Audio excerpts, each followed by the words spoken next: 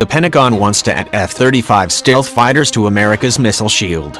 But to have any chance of shooting down ballistic missiles, the F-35 might need a new weapon, the F-35, versions of which are operational with the U.S. Marine Corps and U.S. Air Force and should enter service with the U.S. Navy in 2019, can track and destroy adversary cruise missiles today, and, in the future, can be equipped with a newer modified interceptor capable of shooting down adversary ballistic missiles in their boost phase. That's the official assessment from the Pentagon's 2019 Missile Defense Review, the U.S. military's first such review since 2010.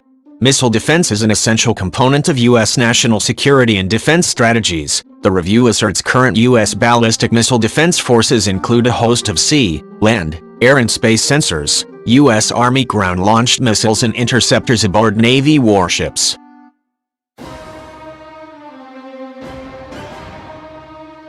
The BMD force soon could expand to include some of the roughly 2,300 F-35s the Marine Corps, Air Force and Navy plan to buy through the 2030s. In the future, additional missile defense capabilities such as the F-35 could also contribute to U.S. mobile capabilities to be surged as necessary in crisis or conflict, the review states, but concept is risky. The F-35 might need a new missile in order to have any chance at shooting down a rocket. And it's not clear that the U.S. military has made any effort to develop such a weapon. The Pentagon for years has tinkered with the F-35's BMD capabilities without ever fully developing them. In 2014, a test plane carrying a copy of the F-35's infrared sensor tracked a rocket launch and transmitted the tracking data over the military's Link 16 data network.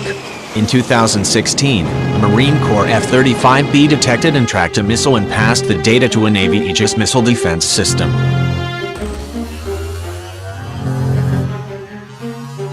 But the idea of an F-35 actually shooting down a rocket is cray-cray. Jeffrey Lewis, a nuclear expert at the Middlebury Institute of International Studies in California, told the National Interest. The Advanced Medium-Range Air-to-Air Missile is the F-35's only long-range missile in U.S. service. The AMRAAM needs atmosphere in order to steer. So an F-35 would have to shoot down the ICBM before it climbs above 100,000 feet. That gives the pilot just a few minutes to detect and engage the rocket after it launches.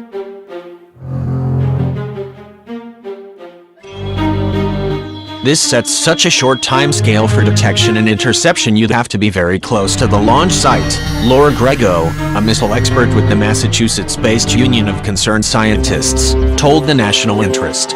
In its farthest flying variant, the AMRAAM reportedly can travel around 90 miles.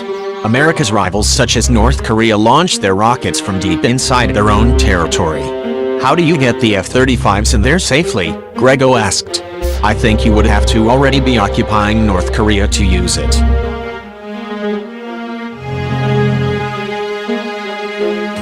A new missile could mitigate if not solve the problem.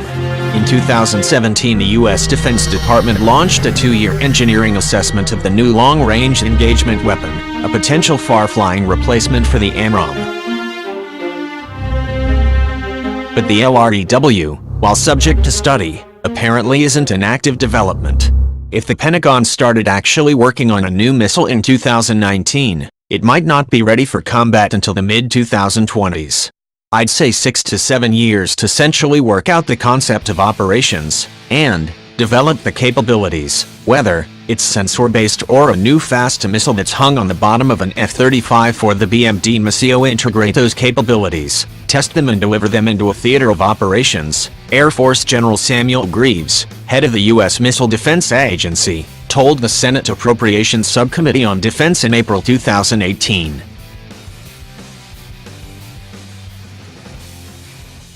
We see that deployed capability as, if not a game-changer, then a significant contributor to future ballistic missile defense, Greaves added. But even a longer-range missile could require an F-35 to patrol inside enemy territory within range of launch pads, evading air defenses while waiting for the enemy to launch a rocket.